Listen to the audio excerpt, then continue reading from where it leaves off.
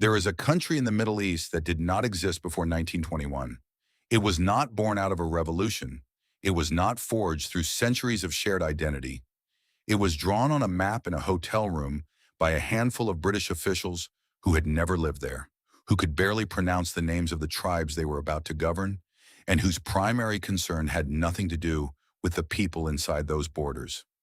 Their concern was what lay beneath the ground: oil, unimaginable quantities of it. And to get it, they needed a country, so they built one. They welded together three Ottoman provinces that had never been a single political unit. They dropped in a king who had never set foot on Iraqi soil, a man who spoke an Arabic dialect most Iraqis could barely understand. They staged a referendum they controlled from start to finish, and then they called it independence. This is the story of how Britain manufactured Iraq, installed its own monarch, and locked in control of the region's most valuable resource for decades. It is a story about empire disguised as liberation, about oil dressed up as nation building, and about the consequences of drawing borders not to serve the people inside them, but to serve the interests of those thousands of miles away. To understand why Iraq exists in its current form, you have to understand what came before it. And what came before it was not Iraq at all. For over 4 centuries, the territory we now call Iraq was part of the Ottoman Empire. But the Ottomans never governed it as a single unit. Instead, they divided the region into 3 separate provinces, or vilayets. In the north, there was Mosul, a mountainous territory populated largely by Kurds and various Christian minorities. In the center, there was Baghdad, the seat of Sunni Arab political life. And in the south, there was Basra, a humid port region dominated by Shia Arab communities and anchored to the Persian Gulf. These 3 provinces had different demographics, different religious compositions, different tribal structures, and critically different economic interests. They shared a geography, but not an identity. The idea that they were a single nation was foreign to their inhabitants. They had never been governed together, and there was no popular movement demanding that they should be. But what they did share, beneath the soil, was petroleum, and that fact alone would determine their fate. By the late 1800s, the strategic calculus of the British Empire was shifting in a profound way. For generations, the Royal Navy had run on coal, a fuel source Britain had in abundance within its own borders. But in 1911, a man named Winston Churchill, then serving as First Lord of the Admiralty, made a decision that would reshape the geopolitics of the entire 20th century.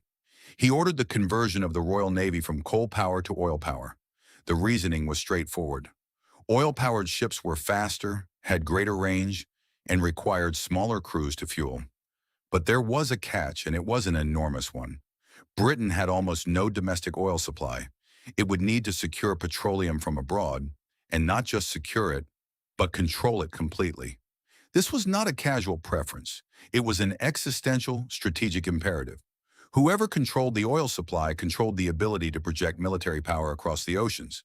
And for an empire that spanned the globe, that meant controlling the oil supply was as important as controlling the seas themselves. Britain's first move had been in Persia, modern-day Iran, where the Anglo-Persian Oil Company had struck oil in 1908. The British government took a majority stake in the company in 1914, just before the outbreak of the First World War, ensuring direct state control over Persian crude. But Persia alone was not going to be enough. The reports filtering back from geologists and engineers in Mesopotamia suggested that the lands between the Tigris and Euphrates rivers were sitting on petroleum reserves of staggering proportions. And so, even before the war began, before the first shot was fired on the Western Front, the race to control Mesopotamian oil was already underway. The vehicle for this ambition was an obscure entity called the Turkish Petroleum Company, or TPC. It had been assembled before the war by a brilliant and enigmatic Armenian businessman named Kaluste Gulbenkian, a man who would eventually become known by a single nickname, Mr. 5%, for the personal stake he carved out and held on to through decades of negotiations. Gulbenkian understood something that most politicians and generals did not. He understood that in the 20th century, oil would be the foundation of all power: military, industrial, and political. And so in 1912, he helped organize a company that brought together British, Dutch, and German interests to pursue oil concessions in Ottoman Mesopotamia. The Anglo-Persian Oil Company held a major share, Royal Dutch Shell held another. Deutsche Bank held a quarter of the company, and Gulbenkian held his famous 5%. The company applied to the Ottoman government for exploration rights, and by 1914, they had obtained a preliminary concession for the Baghdad and Mosul provinces. But then the war came, and everything changed. When the First World War erupted in the summer of 1914, the Ottoman Empire entered on the side of Germany and the Central Powers. This immediately placed Mesopotamia in Britain's crosshairs. British forces, primarily Indian Army troops stationed across the Gulf, invaded from the south, landing at the port of Fa near Basra in November 1914. The official justification was to protect the Anglo-Persian Oil Company's refinery at Abadan, just across the border in Persia, and to secure the shipping lanes of the Persian Gulf. But the campaign quickly expanded far beyond that defensive aim. By 1917, British forces under General Stanley Maude had marched all the way to Baghdad, and when Maude entered the city in March of that year, he delivered a proclamation that would echo through the decades that followed. He told the people of Baghdad that British armies had come not as conquerors or enemies, but as liberators. He promised that the people of Mesopotamia would prosper under institutions that were in consonance with their sacred laws and ideals. It was a promise that would be broken almost immediately. Behind the noble rhetoric, the real negotiations were happening in secret, and the most consequential of those negotiations was already a year old by the time Maude entered Baghdad. In November 1915, two diplomats had begun meeting in private to decide the future of the entire Middle East. Sir Mark Sykes represented Britain. François-Georges Picot represented France.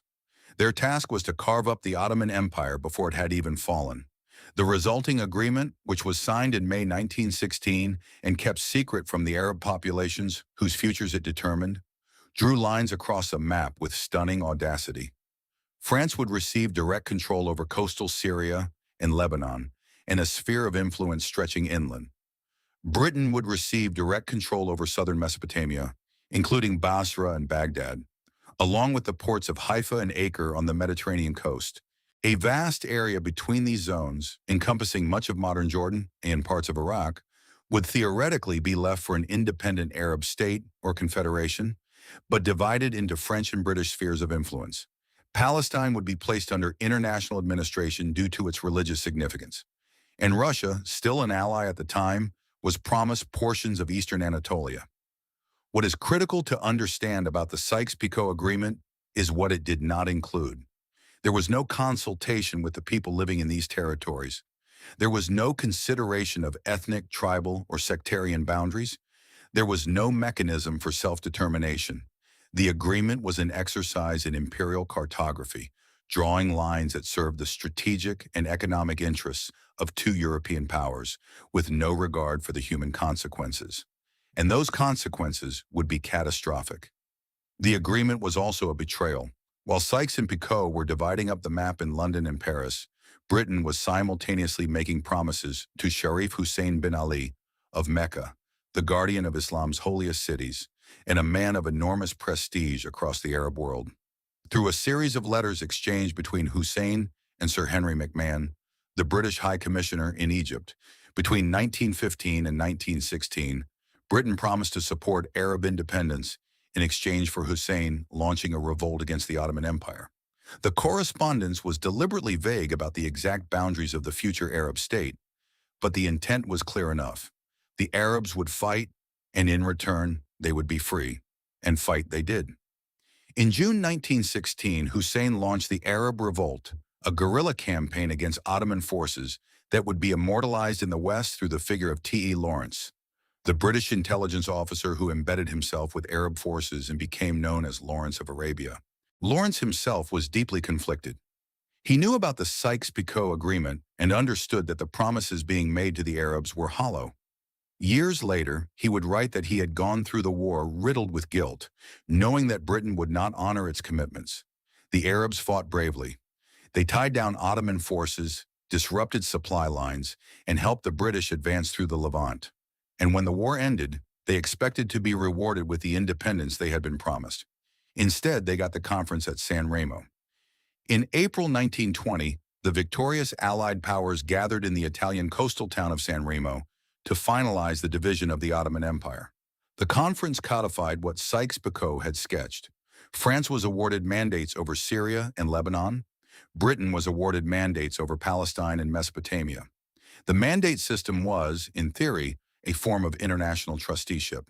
The newly created League of Nations would assign territories to developed nations who would administer them until their populations were deemed ready for self-governance. In practice, the mandates were colonial possessions with a more polite vocabulary. And the most important negotiation at San Remo was not about borders or governance at all. It was about oil. On April 24, 1920, Britain and France signed a separate oil agreement alongside the political decisions. Under its terms, France agreed to drop its claim to the Mosul province, the northernmost region of Mesopotamia, in exchange for a 25% share of the oil produced there. This was the price Britain paid to ensure that Mosul, with its vast suspected petroleum reserves, would be included in the British mandate. The French were essentially bought off with a quarter of the profits. The people living in Mosul, mostly Kurds who had been promised their own state under the wartime agreements, were not consulted. Their future had been traded for oil shares. But the ink on the San Remo agreement was barely dry before the British discovered that governing Mesopotamia was going to be far more difficult and far more expensive than they had anticipated. The people of Iraq had heard the promises of liberation. They had watched as one empire replaced another, and they had no intention of accepting British rule without resistance. In the summer of 1920, an uprising erupted that would shake the foundations of British policy in the region and force a radical rethinking of how the empire managed its Middle Eastern possessions. The revolt began in May with peaceful demonstrations in Baghdad. Sunni and Shia communities, often at odds with each other, found common cause against the British occupation. Former Ottoman officers who had been sidelined by the new administration joined forces with tribal leaders from the Euphrates region. Religious leaders, particularly Shia clerics in the holy cities of Najaf and Karbala, issued calls for resistance and framed the struggle against foreign occupation as a religious duty. By the summer, the protest had escalated into armed conflict. The uprising spread rapidly through the middle and lower Euphrates Valley, engulfing entire provinces. Tribal fighters ambushed British convoys, cut telegraph lines, attacked railway stations, and besieged garrisons. At its peak, the revolt mobilized approximately 131,000 armed men, roughly half of them equipped with modern rifles, captured or stolen from Ottoman and British stocks. The British response was brutal. Over 120,000 British and Indian troops were deployed along with 63 aircraft from the Royal Air Force. Villages were bombed from the air, fields were burned, tribal leaders were arrested or killed. By October, the revolt had been suppressed, but at an astronomical cost. British casualties exceeded 2,200, including over 400 killed. Iraqi casualties were estimated between 6,000 and 10,000 dead or wounded, and the financial cost was staggering, roughly £40 million, which was twice the entire annual budget allocated for Iraq and approximately 3 times what Britain had spent financing the entire Arab revolt against the Ottomans. The price tag sent shockwaves through London. The British public, exhausted from the Great War and its aftermath, was in no mood to fund an expensive and unpopular occupation in a distant desert. Newspapers launched a fierce campaign against the cost of maintaining British forces in Mesopotamia. Politicians demanded withdrawal, and it was at this precise moment that Winston Churchill, now serving as colonial secretary, was given the portfolio for the Middle East and tasked with solving the problem.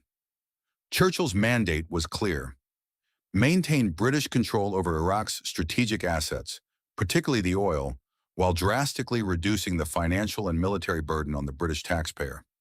Churchill's solution was elegant, cynical, and would define the political architecture of the Middle East for the next 4 decades. In March 1921, he convened a conference at the Semiramis Hotel in Cairo. The gathering brought together the most important British officials involved in Middle Eastern affairs. T. Lawrence was there, serving as Churchill's special advisor. Sir Percy Cox, the High Commissioner for Iraq, attended with his extensive knowledge of the region's tribal politics. And Gertrude Bell was there, one of the most remarkable and controversial figures in the entire story. Gertrude Bell was an archaeologist, linguist, intelligence officer, and political operative who had been working in the Middle East for decades. She spoke Arabic fluently had traveled extensively through the region and had developed relationships with tribal leaders across Mesopotamia. She had served in British military intelligence during the war and had written a white paper on the administration of Mesopotamia that became the foundational document for British policy in the region. She was, by any measure, one of the most knowledgeable British officials on Iraqi affairs, and she played a central role in the decision that the Cairo Conference is most remembered for: the selection of a king. The conference participants, sometimes referred to by the press as the 40 Thieves, faced a dilemma. Direct British rule had proved too expensive and too unpopular, both in Iraq and at home, but simply withdrawing and granting genuine independence was unthinkable. The oil was too valuable and the strategic position too important. Britain needed to maintain control, but it needed to do so through a proxy, a friendly ruler who would be dependent on British support and therefore compliant with British interests. The solution, championed by Lawrence and enthusiastically supported by Bell, was what became known as the Sharifian solution. They would install one of Sharif Hussein's sons on the throne of a newly created kingdom. The chosen candidate was Faisal bin Hussein, Hussein's third son. Faisal was in many ways a tragic figure. He had led the Arab forces alongside Lawrence during the revolt against the Ottomans. He had entered Damascus triumphantly in October 1918 and briefly established himself as king of Syria, ruling from Damascus with the support of Arab nationalists. But his kingdom lasted less than 2 years. In July 1920, French forces invaded, defeated Faisal's small army at the Battle of Massillon, and expelled him from Syria. He was a king without a kingdom, a leader without a country, and a man who had been promised everything by the British and delivered nothing. Churchill and his team saw Faisal as the ideal candidate precisely because of his weakness. He had prestige among Arab nationalists, having fought in the revolt. He was a Hashemite, a descendant of the Prophet Muhammad, which gave him religious legitimacy. But he had no power base in Iraq, no tribal alliances there, no local following. His authority would rest entirely on British backing. He would be dependent on London for his throne, and that dependence would ensure his cooperation on the issues that mattered most to the British. Above all, the oil concessions. There was one small problem. Faisal had never been to Iraq. He did not know the country's tribes, its geography, its internal politics, or its social dynamics. He spoke the Hijazi dialect of Arabic, which was largely unintelligible to many Iraqis. As one historian later noted, he had no knowledge of the Iraqi tribes, no friendships with their sheikhs, no familiarity with the terrain, the marshes in the south, the mountains in the north, the grain fields, the river life, and no sense of connection with its ancient past. He was, in the most literal sense, a foreign king being imposed on a population that had not asked for him, but the British proceeded anyway. The decisions at Cairo had, in fact, already been made in London before the conference even began. Most of the key outcomes had been predetermined. Cairo was less a deliberation and more a formalization of decisions that Churchill and his advisors had already reached. After the conference, Faisal was transported to Iraq in June 1921. Sir Percy Cox organized a referendum or plebiscite to legitimize his installation. The result was announced as 96% in favor. The number itself tells you everything you need to know about the process. No genuine democratic exercise produces a 96% result, especially not in a country riven by ethnic, sectarian, and tribal divisions, where the candidate is a complete stranger to the vast majority of the population. The referendum was managed, controlled, and stage-directed by the British from beginning to end. On August 23, 1921, Faisal was crowned King of Iraq in Baghdad. The ceremony was a surreal affair. The national anthem played was "God Save the King," the British anthem. The real power in the room was not the new monarch, but the British High Commissioner who had put him there. A country had been manufactured, a king had been installed, and the stage was set for the next act, the extraction of the oil. The relationship between Faisal and his British sponsors was formalized through the Anglo-Iraqi Treaty of 1922. This treaty was the legal architecture of British control. On the surface, it looked like an agreement between two sovereign nations. In reality, it codified Iraq's subordination. Under its terms, Britain controlled Iraq's foreign policy. British advisors were embedded in every major government ministry, and their recommendations carried the force of law. Britain retained the right to maintain military forces in the country and could intervene at will. Iraqi defense and communications were subject to British oversight, and critically, Britain maintained full control over Iraq's oil policy and the granting of oil concessions. The treaty was supposed to last 20 years. When Iraq's Constituent Assembly pushed back and demanded full independence, the term was grudgingly reduced to 4 years, but the reduction was largely cosmetic. The substance of British control remained intact, and the treaty was renegotiated and extended multiple times over the following decade. Meanwhile, Churchill had devised an even more cost-effective method of maintaining order. Rather than keeping tens of thousands of ground troops in Iraq, he proposed that the Royal Air Force take over primary responsibility for security. The concept was called air policing, and it was as innovative as it was brutal. The idea was simple. If a tribe refused to pay taxes or challenged British authority or disrupted the oil infrastructure, the RAF would bomb their villages from the air. It was far cheaper than deploying infantry columns across the desert. Aircraft could cover vast distances in hours that would take ground forces days or weeks. And the psychological impact of aerial bombardment on populations that had no means of anti-aircraft defense was devastating. Churchill was a vocal advocate of this approach. He had suggested as early as February 1920, before the Iraqi revolt had even begun, that Mesopotamia could be held through the agency of the Air Force rather than by military force. He argued that the cost savings would be enormous, and when it came to the methods employed, Churchill was remarkably candid. He wrote to Air Marshal Hugh Trenchard, the Chief of Staff of the RAF, requesting the development of asphyxiating bombs calculated to cause disablement, but not death, for use against what he called turbulent tribes. When officials raised objections to the use of poison gas, Churchill responded with characteristic bluntness, dismissing what he called squeamishness about the use of gas against uncivilized tribes. By 1922, the RAF had assumed principal responsibility for military operations in Iraq. British ground forces were reduced from over 60,000 to under 10,000. The cost of maintaining control dropped dramatically, and the bombing of recalcitrant villages became a routine instrument of colonial policy. With political control secured through the puppet monarchy and military control maintained through air policing, Britain turned its full attention to the prize that had motivated the entire enterprise from the beginning: the oil. The Turkish Petroleum Company, which had been reorganized after the war to exclude Germany's share, was the vehicle through which Britain intended to exploit Iraq's petroleum reserves. Under the San Remo oil agreement, the former German 25% share had been transferred to the French. The reconstituted company now consisted of the Anglo-Persian Oil Company, Royal Dutch Shell, the Compagnie Française de Pétrole, representing French interests, and Gulbenkian's indestructible 5%. The British government used its position as mandatory power to pressure Iraq into granting a concession to the TPC. In 1925, the Iraqi government, under heavy British influence, awarded the company a 75-year concession covering the entire former Ottoman provinces of Baghdad and Mosul. The terms were extraordinary.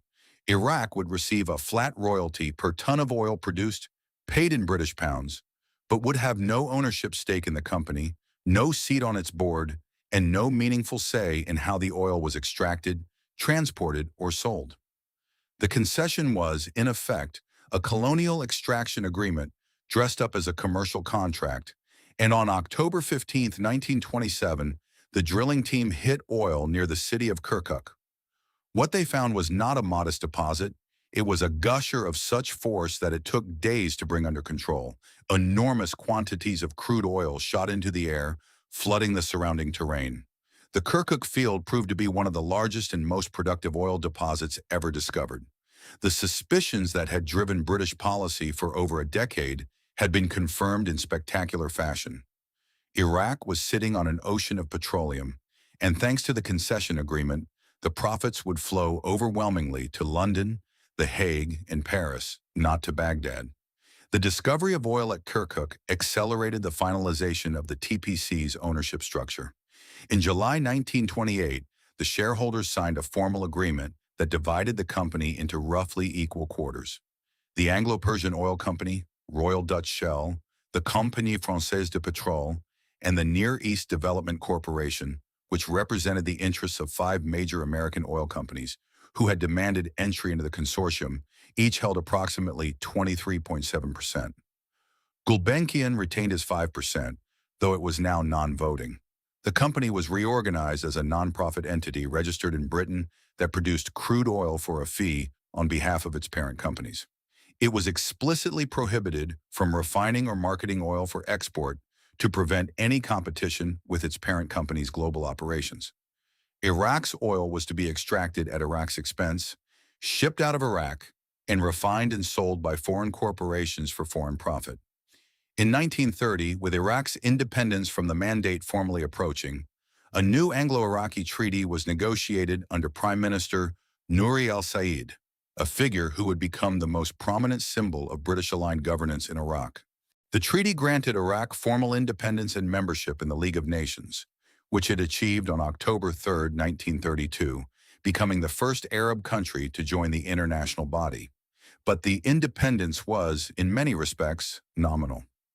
The treaty guaranteed Britain military basing rights, the right to transit troops through Iraqi territory, and continued control over the oil sector for another 25 years. The British retained air bases at Habaniya and Shaiba. British advisors remained embedded in the government, and the oil revenues continued to flow overwhelmingly to foreign companies. Even correspondence within Iraq itself bore the mark of colonial control. Until 1932, postal correspondence in Iraq was permitted only in English or French. Arabic, the language spoken by the vast majority of the population, was not accepted. British employees controlled both the incoming and outgoing mail. It was a small detail, but it spoke volumes about the nature of the so-called independence Iraq had been granted. The state existed, the king sat on his throne, the flag flew, but the levers of real power, military, financial, and above all petroleum, remained firmly in British hands. King Faisal I died in 1933, just a year after Iraq's formal independence. He was only 48 years old. His reign had been a constant balancing act between the demands of his British sponsors and the aspirations of the Iraqi population, a population that increasingly viewed him as a foreign implant serving foreign interests. He was succeeded by his son Ghazi, who proved far less amenable to British influence. Ghazi was an Arab nationalist who resented the degree of British control over his country. He publicly supported the Palestinian cause, made radio broadcasts critical of British policy, and even advocated for the annexation of Kuwait, a territory that Britain had carved out as a separate entity to maintain its own strategic access to the Gulf. Ghazi died in 1939 in a car crash that many Iraqis believed, and continue to believe, was engineered by the British, though this has never been definitively proven. He was succeeded by his 3-year-old son, Faisal II, with a regency established under his uncle, Prince Abd al-Ilah. The regency period, which lasted until Faisal's Sedu came of age in 1953, deepened Iraq's dependence on Britain. During the Second World War, a pro-German coup briefly threatened British control, but it was swiftly crushed when British forces invaded and reoccupied Iraq in 1941, reinstating the region and ensuring continued access to Iraqi oil for the war effort. After the war, Faisal II continued to govern under heavy British influence. His uncle, Abd al-Ilah, consistently advised alignment with London, and Prime Minister Nouri al-Said, who served 7 separate terms, became the embodiment of the pro-British establishment, maintaining the Anglo-Iraqi alliance even as the political ground beneath it was crumbling. The final act came swiftly. By the 1950s, the world had changed in ways that made the British-imposed order in Iraq increasingly untenable. The rise of pan-Arab nationalism, electrified by Gamal Abdel Nasser's revolution in Egypt in 1952, inspired a generation of Arab officers who rejected Western domination. The formation of the Baghdad Pact in 1955, a military alliance linking Iraq with Britain, Turkey, Iran, and Pakistan, was meant to contain Soviet influence in the region, but was deeply unpopular among Iraqis who saw it as another chain binding their country to Western interests. When Faisal VI supported the British-led invasion of Egypt during the Suez Crisis in 1956, it was the final provocation. The king had sided with the old colonial power against an Arab neighbor, and the Iraqi public never forgave him. On the morning of July 14, 1958, Colonel Abdul Salam Arif marched the 20th Brigade into Baghdad. The troops seized the radio station, and Arif broadcast a declaration that Iraq was now a republic. Soldiers stormed the royal palace.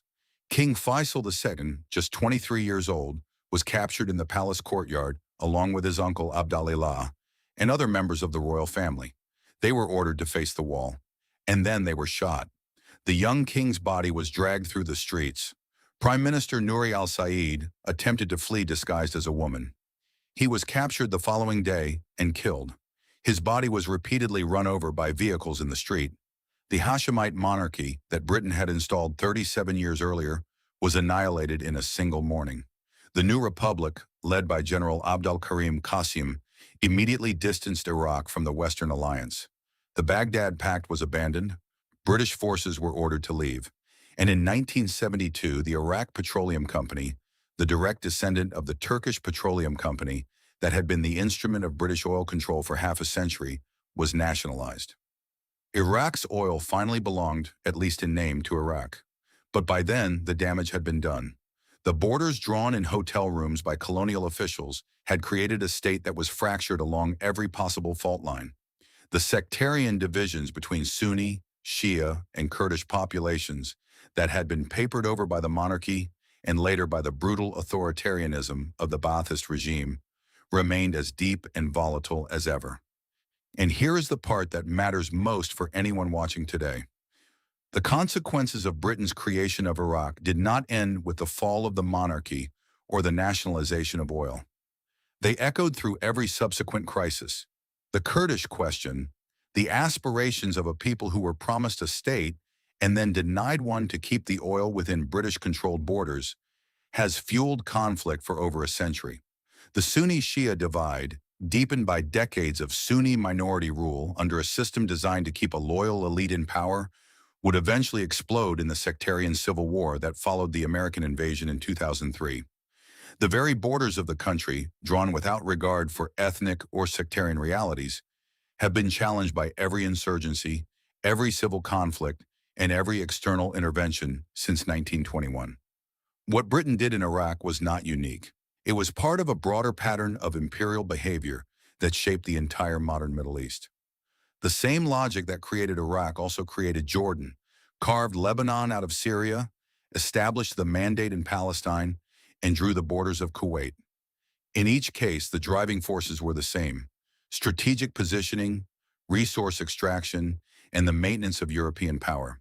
And in each case, the human consequences were treated as secondary or not considered at all. The people who lived within these borders were not the architects of their own nations. They were the raw material upon which those nations were built. So the next time someone describes the Middle East as inherently unstable, as if the conflicts there arise from some essential quality of the region's people, remember this: the instability was engineered. The borders were drawn by foreign hands for foreign purposes. The kings were imported. The parliaments were managed. The constitutions were written under supervision. And the oil, always the oil, was the gravitational force that shaped every decision, every alliance, every betrayal. Iraq was not created to be a nation. It was created to be a concession. And the people who lived inside it have been paying the price for a century. If this story changed how you perceive the maps of the modern world, please subscribe and like this channel. We are unearthing the historical truths that they tried to keep buried. Help us plant the seeds for a better understanding of the future. The next hidden treasure of history will be revealed very soon. I will see you in the next video.